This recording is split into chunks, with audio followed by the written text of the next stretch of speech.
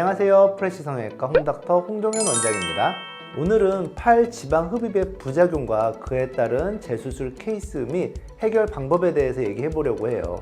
사실 이 팔은 지방 흡입 부작용 생기는 케이스의 사례 중 가장 큰 문제가 생기는 부위 중에 하나예요. 그 이유는 일상에서 우리가 가장 많이 이렇게 노출을 하는 이런 부위로서 수술을 좀 잘못 받아서 부작용이 생기는 경우에는 편히 쉬어야 하는 집에서조차도 짧은 팔을 입지 못하고 긴 팔만 입고 다녀야 되는 경우가 생기기 때문이죠.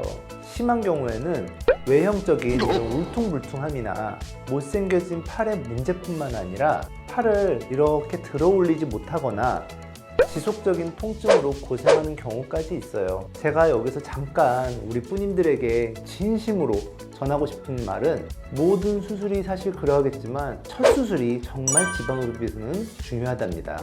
특히 팔 지방 흡입 수술은 기술력을 필요로 하는 어려운 수술이기도 하고요. 그러니 경험이 풍부하고 실력 있는 의사에게 제발 수술 받으세요, 정말. 제가 좀 이해하기 쉽게 설명을 드리자면, 우리 팔을 보면 피하 지방의 이 두께가 다른 부위에 비해 매우 얇은 편이고, 원통형에 이렇게 360도의 지방 흡입을 해야 하며, 이 팔에 있는 근육의 움직임과 팔의 방향에 따른 굴곡까지 계산을 해가면서 수술을 해야 하기 때문이에요. 이런 걸 나름대로 고려를 했다 하더라도 복부와 허벅지와 같이 빼야 할 피하 지방층만을 쉽게 공략할 수가 없어요. 그 이유는 우리 팔에는 여러 층의 근육들이 갈라져 있기 때문에 이 사이로 캐뉼라가 박히는 경우가 매우 많기 때문인데요. 이런 이유로 지방 흡입이 잘 안 되는 것은 물론 근육 손상, 신경 손상까지 생길 가능성이 매우 높아요. 자, 그럼 팔 지방 흡입 재수술은 어떤 경우에 되는지 한번 알아볼까요? 첫 번째, 지방을 덜 뺀 경우. 이렇게 어려운 수술이다 보니 그냥 지방이 덜 빠진 것을 말해요. 이 케이스를 제일 많이 봅니다.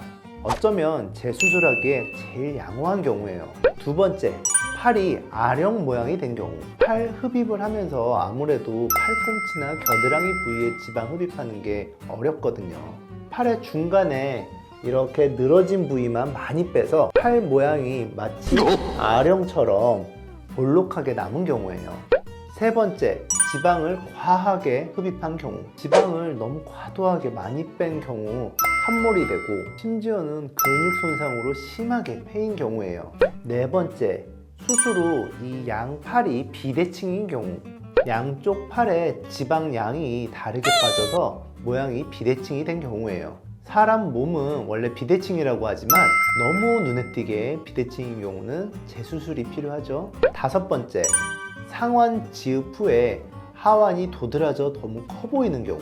우리의 팔은 상완과 하완으로 나뉘는데, 위의 팔을 충분히 빼고 나니 아랫팔이 더욱 도드라져 커 보이는 경우예요. 이런 경우 수술 후 부작용으로 재수술 케이스라고 할 수는 없지만 간혹 수술 후 환자분들께서 언급하는 부분이라서 같이 말씀드릴게요. 팔 지방 흡입 수술 후 이러한 문제들이 발생을 했을 때 과연 어떻게 해야 할까요? 첫 번째, 지방 흡입 수술 후 남긴 지방을 최대한 제거. 지방을 덜 뺐으면 더 빼줘야겠죠? 여러 가지 문제점이 생길 수 있는 팔 지방 흡입이기에 조금 소심하게 지방 흡입을 한 경우 남긴 지방을 제거할 수 있는 만큼 최대한 제거를 해주게 됩니다. 재수술인지라 흉살과 유착 등이 있지만 베이저 레이저와 워터젯 장비를 이용해서 제거를 하게 되는데요. 재수술의 경우 어쩔 수 없이 멍과 붓기가 조금은 있습니다. 예쁜 팔 라인을 가질 수 있다면 이러한 고생은 감수할 만하다고 생각합니다. 두 번째, 아령 모양의 팔의 경우 라인을 맞춰서 다시 팔 모양에 맞게 흡입을 하면 됩니다. 아령화된 팔은 다시 저만의 주입구를 통해서 다시 빼주게 됩니다. 재수술이다 보니 사실 절개 부위에 대해서 매우 걱정 많이 하시게 될 텐데, 상황에 맞게 외부에서 보이지 않도록 잘 숨겨서 내주게 되고, 다른 라인과 맞도록 디테일하게 수술하게 되니 너무 걱정은 하지 마세요. 세 번째, 과흡입된 경우에는 복원 수술을 진행하게 됩니다. 아휴, 사실 몇몇 분들은 과흡입되다 못해 근육까지 손상이 되어서 상태가 매우 심각하게 보이는 분들도 계셨어요. 팔은 피하 지방과 피부 조직 등이 매우 얇은 편이라서 지방 이식 등을 하여 복원하기에는 한계가 있는 경우가 꽤 많아요. 최대한 피하 조직에 자가 지방을 통한 이식 수술을 진행하게 되고 근육에도 이식을 하게 돼요. 아예 근육 조직에 이 피부 조직이 유착이 되어버린 경우도 있었는데, 이런 경우에는 박리 수술을 한 뒤에 줄기세포 지방 이식을 하기도 한답니다. 네 번째, 양팔 비대칭인 경우에는 재흡입을 통해 비대칭을 맞추기도 합니다. 사실 사람마다 양쪽 대칭이 완벽하지는 않다는 건 아시겠지만 너무 티나게 차이 나는 경우에는 이를 맞춰줘야겠죠.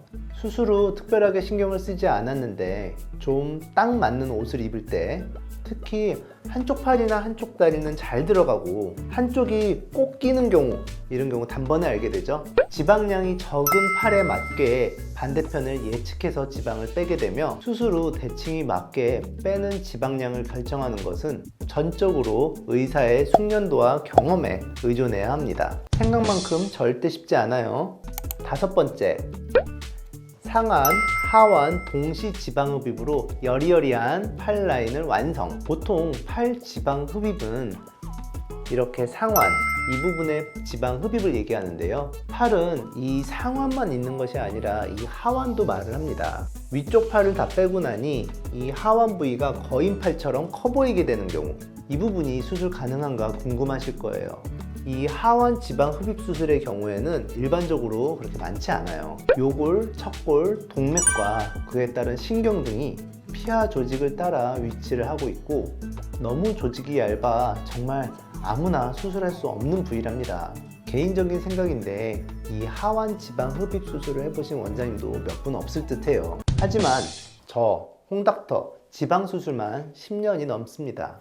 그동안 연구도 좀 많이 하고 경험도 충분히 쌓여서 아주 안전하게, 아주 예쁘게 빼드린답니다. 상완과 하완의 지방이 모두 싹 제거가 됐을 때 진정 여리여리한 팔 라인이 완성이 되지요. 오늘은 팔 지방 흡입의 부작용과 재수술 케이스 및 해결 방법에 대해서 얘기해 봤는데요.